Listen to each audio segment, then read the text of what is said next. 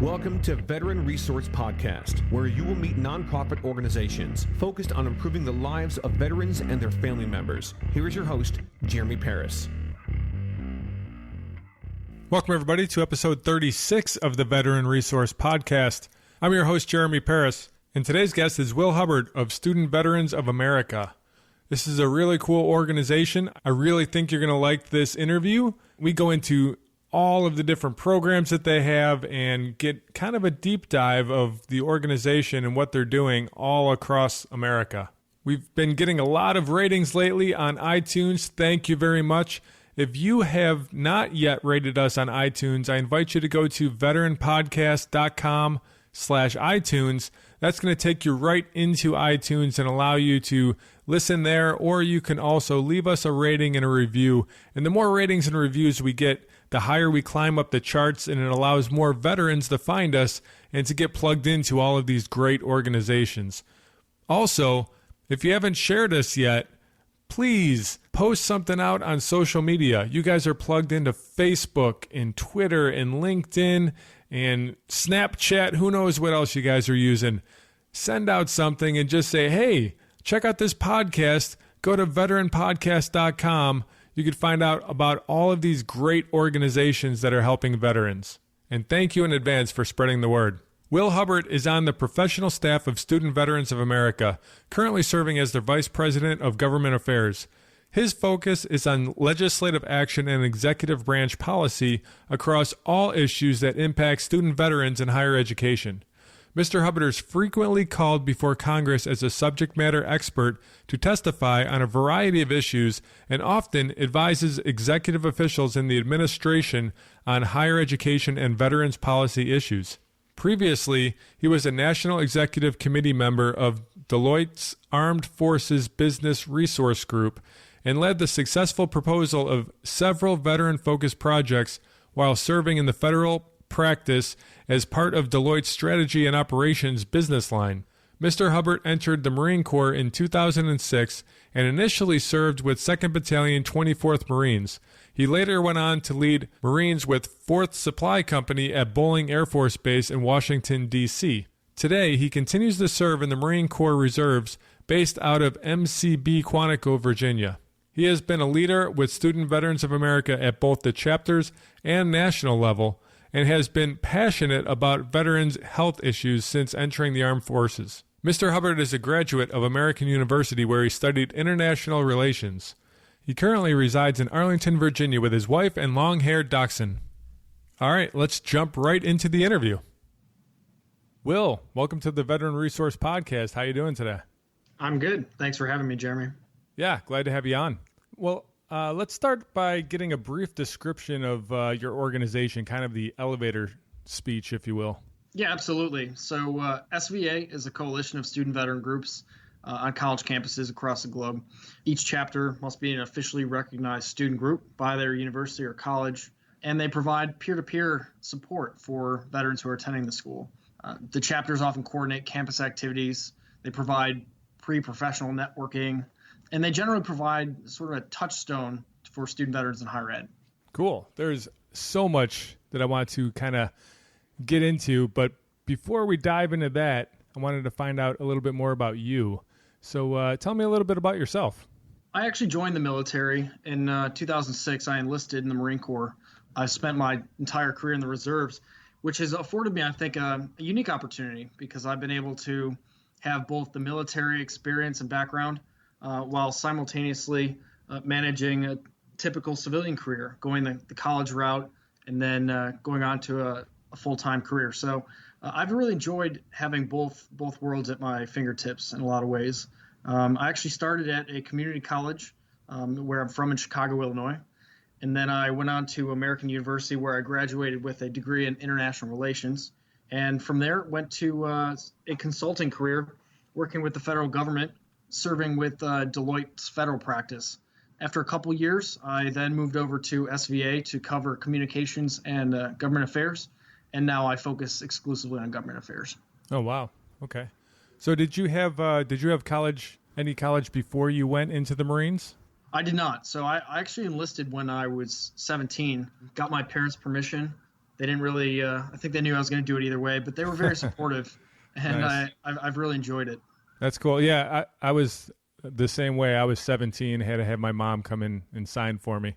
And Yep. I was the first of the siblings or anybody to go in the military. So she kind of asked me a few times, "Are you sure this is what you want to do?" Right. Well, I mean, I'd say about 8 months kind of researching the decision and talking to different people, officer enlisted, different branches, both reserve, active duty, retired, current. And I think based on just the amount of background I was able to learn from that experience, I made a really well-informed decision. And I think that's contributed pretty directly to my overall happy experience with the overall thing. Gotcha. Okay, so let's kind of talk about the organization for a bit. I was going through the website and kind of doing my research here, and you guys have a lot of different programs. We do. I think the thing about SVA that's particularly interesting is if you sort of think about where we came from, especially being a newer organization in the grand scheme of things, only starting in 2008. You look at the history and you think about where we came from, you can kind of see sort of the work that we do today, why that is. And if you consider about 2001, 2002, 2003, so those couple of years when we first started the wars in Iraq and Afghanistan and really kicked off activities over there, you think about the folks who went into the military around that time. They were driven by this call to a mission and a duty to really serve their country in the war on terror. So that first crowd, a lot of them did their 4 years, some 4 to 6 years. And then around 2006, 2007, that initial crop of people were getting out of the military. Many of them decided they would like to pursue an education and go for a degree in higher education. So around that time, 2007, 2008, you saw this large influx of veterans, mostly due to the Montgomery GI Bill at the time. Mm-hmm. So they were entering higher education in a large numbers, a lot like how they had in 1944, 1945, thanks to the original GI Bill, the Service Members Readjustment Act.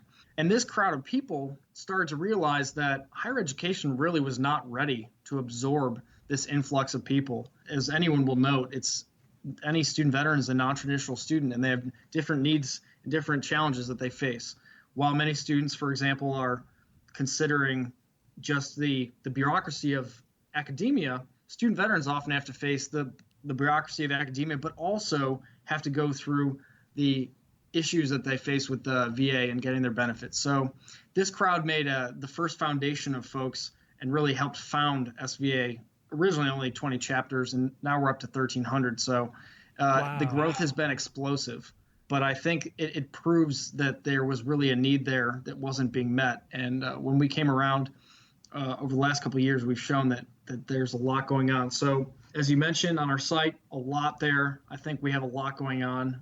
Certainly every department of our organization, everyone is really working hard to make that happen.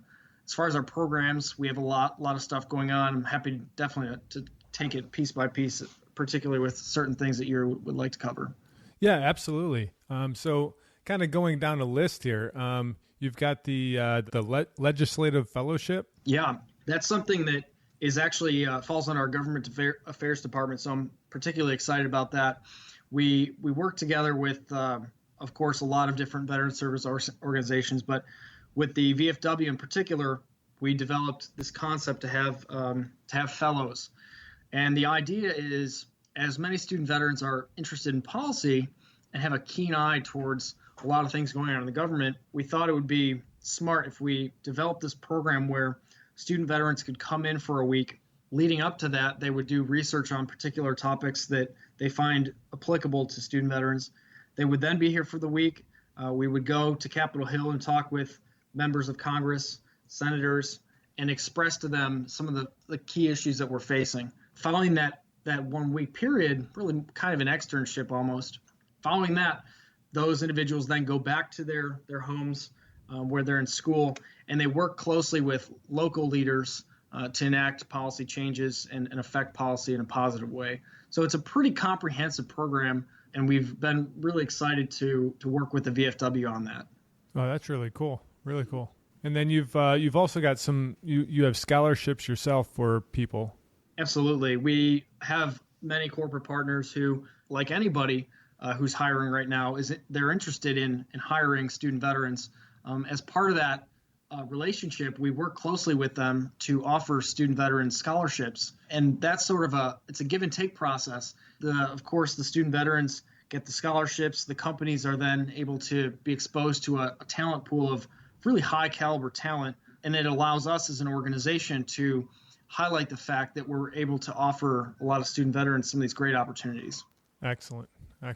Leadership Institute, what's that about? So the Leadership Institute is particularly interesting because what it does is it allows us to teach student veterans a lot of skills that they might not necessarily get in the classroom. Things like how to develop a business case, not just for business purposes, but for any purpose. For example, if a student veteran comes across an issue where they have an idea that their administration is not necessarily paying attention to, we teach that through the business process. You can develop a business case and present that. Those presentation skills are important, of course. Presenting professionally is important.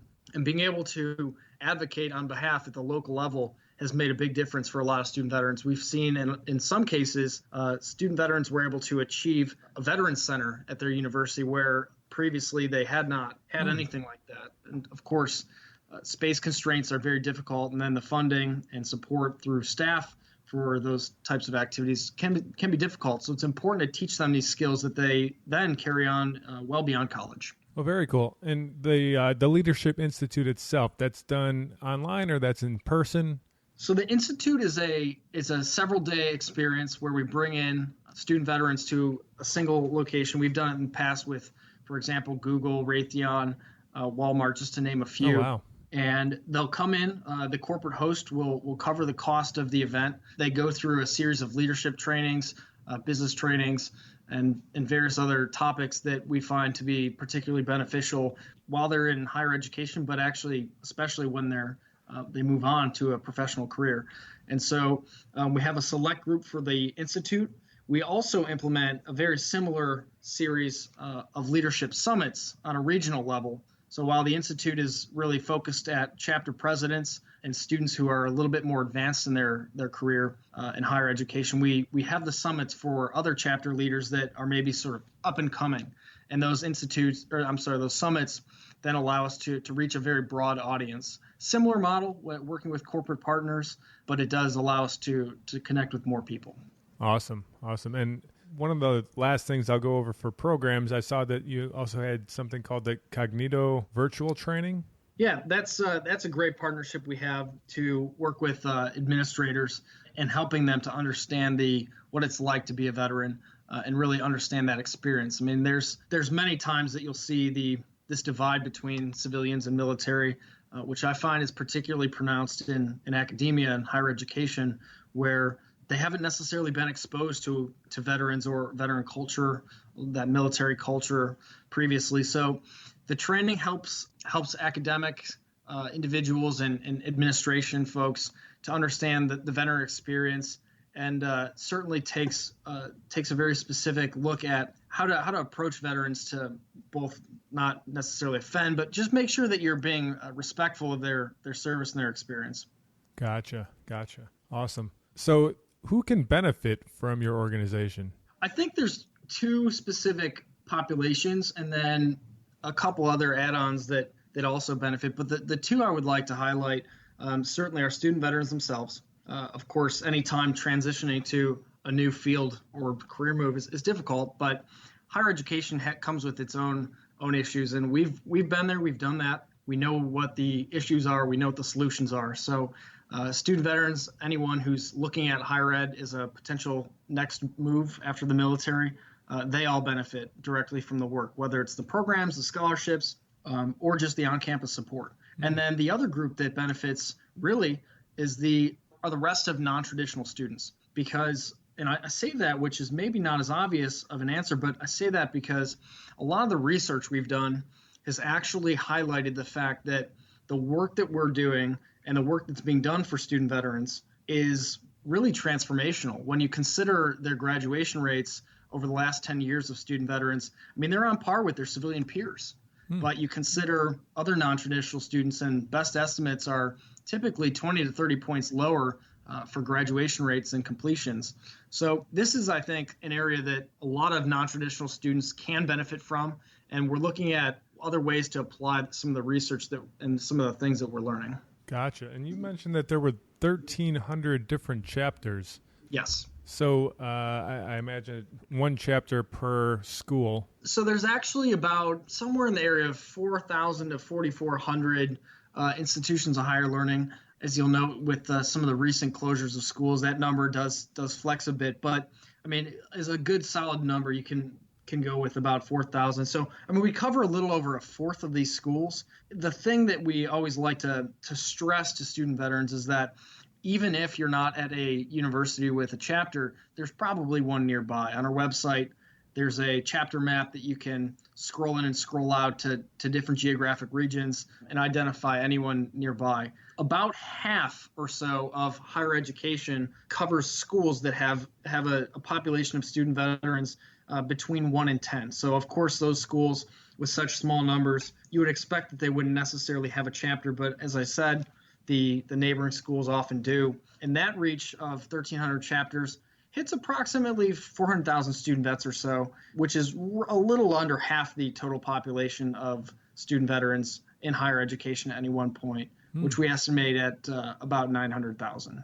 Oh, wow. And each of those chapters is run by student veterans? Absolutely. One of the requirements of a chapter, in fact, is to have a student leader. We've seen in the past some schools trying to take advantage of the SVA brand who were setting up chapters and just running them for their own purposes as an administration. But we have a very strict policy that requires a student veteran to be the leader. We do encourage chapters, of course, to have a student veteran advisor, someone who's there to provide continuity, but also support when it comes to the administration. And that's usually someone either in the military affairs office or perhaps a veteran themselves who now works at the university. Gotcha. So as people progress and they're out of the school now, they've graduated, they might go on to help the local chapters and volunteer? Absolutely. That's something that we often see. In fact, right now we're currently developing an alumni network, which will span the United States. And we also have actually 5 chapters across the globe. So we're really hoping to have a very comprehensive network of alumni who don't necessarily have to be individuals that were part of an SVA chapter when they were in school. I think the experience of being a veteran and having a degree in higher education and knowing what it's like to be a vet in college is very unique. So we're hoping to build that this year and excited to see where that goes. Well, that is a great idea. That's going to be awesome. Okay. Also, what I see all over the website here is NatCon. Yeah. What is NatCon? So NatCon is short for National Conference. That's our annual conference that we have in January. The first one we hosted was really the kickoff of the organization back in 2008. That was held in Chicago. We have it every year in January. As you can imagine, that was the last year we had it in the north in January. It was quite cold. So we try and have it in warm locations, places like Austin, or this year we have it in Orlando, Florida, which should be a great time. One of our key hosts will be the Disney Corporation down there in Orlando. So that should be a lot of fun. We host that as a staff. We put it together. And as you can imagine, it's quite an undertaking. It's the largest gathering of student veterans in the country.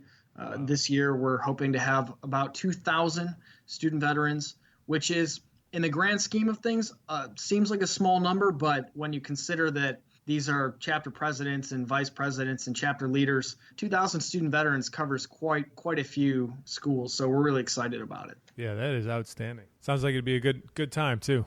Absolutely. I mean, it's a 4-day event where we really use as an opportunity to train student veterans in a lot of the things that we focus on at our leadership institutes and summits. But we also use it as an opportunity to introduce student veterans to career opportunities and really to meet with each other. I think it's particularly unique in that respect that student veterans, regardless of where they're going to school, get to connect and network with other student veterans from across the country. Awesome. And so if there isn't currently a chapter that is in your school, in the listener's school, or in their area, and they've got a grouping of veterans, and they're thinking about setting one up. Is it possible for them to expand and set up their own chapter? Absolutely. The requirements to become a chapter, we keep it pretty basic because we certainly recognize the differences between various universities. So the three requirements are, as I said, having a student veteran leader of the organization. Then the second one is to have some kind of governing document that demonstrates that there's some sort of leadership for the chapter, which doesn't have to be complicated, but should set up some sort of guidelines. Typically, you can research or find some kind of constitution for a club or organization. Those usually work pretty well. And then the last one is to have recognition from the university. This is really just a matter of going through the process with your student affairs or student activities office and working with them to be a recognized club on the school's grounds. Those three requirements are really all it takes. And once a chapter is set up, they get all the benefits that they would have through our organization, things like scholarships and programs, attendance at our national conference, and any support that we could possibly provide them. Okay, so they're interacting with the parent organization on a regular basis, getting feedback and direction. Yeah, in fact, about half our staff are part of our outreach team. We have a fairly, I call a robust call center in-house. Many of them are former student veterans themselves, and it allows us to interact with anywhere from 800 to 1,000 chapters in a given month, which is quite a lot of contact when you consider the amount of time for some of the calls that come in, and it allows us to help walk through various issues that come up and address any challenges that they're facing on campus. Gotcha. And aside from the VFW, do you guys work with a lot of other organizations? We do. There's a handful of newer veteran service organizations that we're particularly fond of and really support their mission. Organizations like Team Red, White, and Blue, Mission Continues, Got Your Six. These are just a couple to name a few. We, of course, work with some of the more traditional VSOs like the VFW and the American Legion, and have always appreciated the relationship that we've had with them. If you look back at some of our earlier days when we were a very small staff, even just as few as one or two folks working with us, some of those organizations provided the support that we needed to continue to grow. We've since expanded and now have almost 30 folks on our staff, which I think is also representative of the fact that higher education is at the forefront of a lot of veterans' minds these days. And so we're just looking forward to doing what we can to support them. Yeah, that's really great. I love seeing when veteran service organizations all get together and help each other out, and they collaborate on different activities and events. It really makes it better for everybody involved. Absolutely. I think it's both necessary, but also just as a community, it's important that all veteran service organizations show and demonstrate that there's no need to fight, no need to do anything that is sort of puts us in a silo. It's all about collaboration and working together. I mean, for us, we've always seen our overall mission as supporting student veterans in any way we can. So if there's another organization pushing for that, for example, Team Red, White, and Blue, who supports student veterans for social activities and for health purposes, I mean, why would we not support that? Of course we do. Right. Absolutely. Okay. I think that we covered everything. Before we get into the final three questions, I just wanted to give you an opportunity to kind of cover anything that I might have missed. There's two quick items I would definitely like to highlight, which is something that often is, I think, overlooked, but I would say perhaps one of the top, if not maybe even the top mission that we really have, which is the research that we do on behalf of student veterans everywhere. Last year, we published for the first time what we call the Million Records Project, spearheaded by our Vice President of Research and truly at the forefront of research for student veterans, Dr. Chris Cate. He pioneered this research to take a look at how student veterans were doing in higher education. Basically, he took the data from the Department of Veterans Affairs. He matched that with the data from the National Student Clearinghouse, an organization that tracks 97% of all data in higher education. And we paired that together in this really groundbreaking collaboration to come up with a look at how student veterans were doing over that period of time. And with the analysis that we came up with, we found that student veterans, in fact, were doing quite well in higher ed, a majority of whom were graduating with some type of degree, whether it be an associate's degree all the way through a doctorate. And so that was pretty exciting. The follow-on research of that we're calling the INVEST research. And the INVEST research is going to basically build on that first project with the Million Records Project and take a look at, okay, now we know that student veterans are succeeding. Now let's find out why. So to determine what factors are leading to that success, so we can maybe come up with better ways to have other schools succeed with student veterans. I think those are two items that we're especially excited about, and certainly a differentiating factor for Student Veterans of America. And then the second piece to our research is a lot of our policy work, which comes for the most part through our government affairs shop. We actually helped a couple of offices introduce a bill that would extend the GI Bill by about a year, 9 months, which is an academic year, for anyone seeking a STEM degree, science, technology, engineering, math.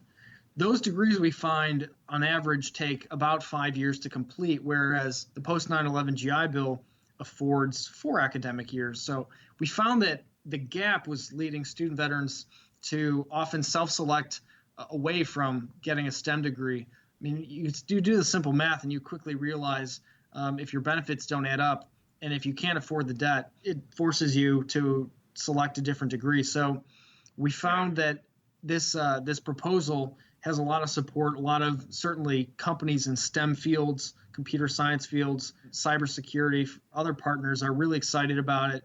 And that was introduced by Congressman Dave McKinley from West Virginia and co-sponsored as a bipartisan bill by Congresswoman Dina Titus from Las Vegas. So we're very excited about that. Very cool. Very cool. All right. I think we're ready to get into the final 3.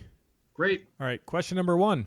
Who would you like to hear on a future episode of the Veteran Resource Podcast? I think it would be great to highlight the work that's being done through Got Your Six, and their director of strategy, Julia Tivold, has done some exceptional things with them. I think they have a particularly interesting sort of view on veterans issues. Unlike what you might hear in the news about the challenges veterans face, a lot of the homelessness issues or suicide issues, Got Your Six takes a different angle and focuses on some of the success that we're seeing with veterans across the board. Roughly, there's about 85 to 90% of veterans who are not necessarily experiencing any challenges, and it's really that group of people that we focus on supporting. Of course, those who are having especially difficult issues, they need all the support they can get, and we are so happy to see so many veteran groups out there to support them.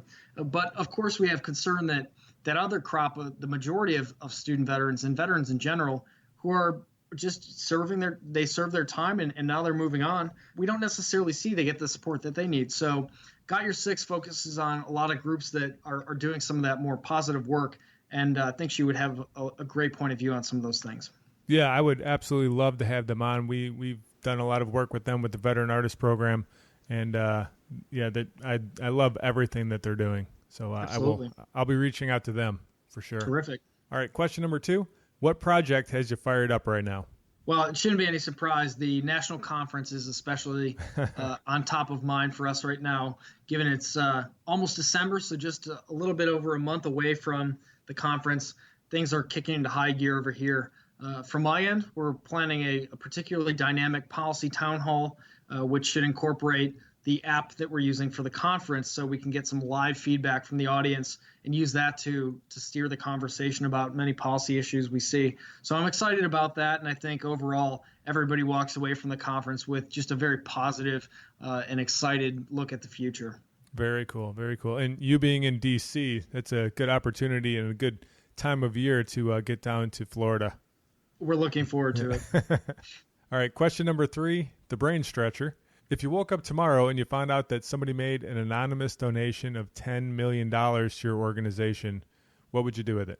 So there's 2 items that I would really focus on covering. The first are scholarships and the second are fellowships. As far as the scholarships go, that's a pretty broad focus, of course. But I think so what I talked about a little bit earlier with the focus on STEM and that gap that we see with some student veterans, I'd like to see that money be put towards supporting those who perhaps couldn't afford an additional year of student debt if they decide to go for a STEM degree.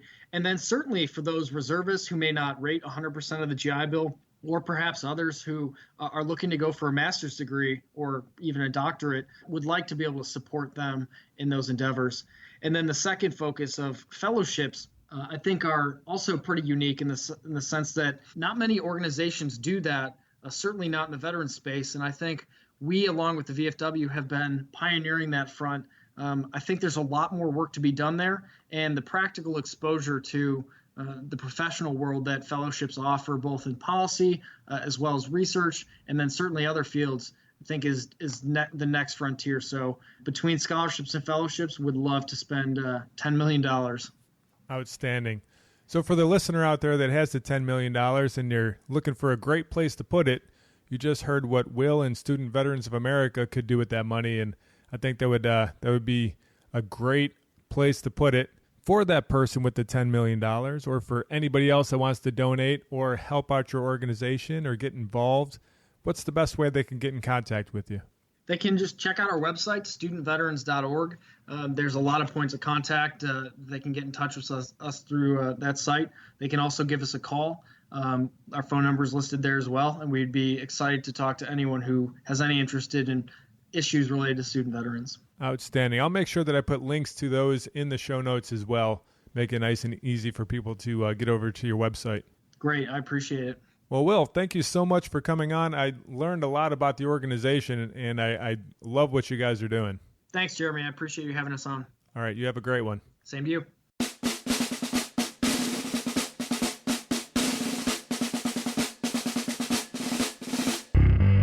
All right, awesome listeners.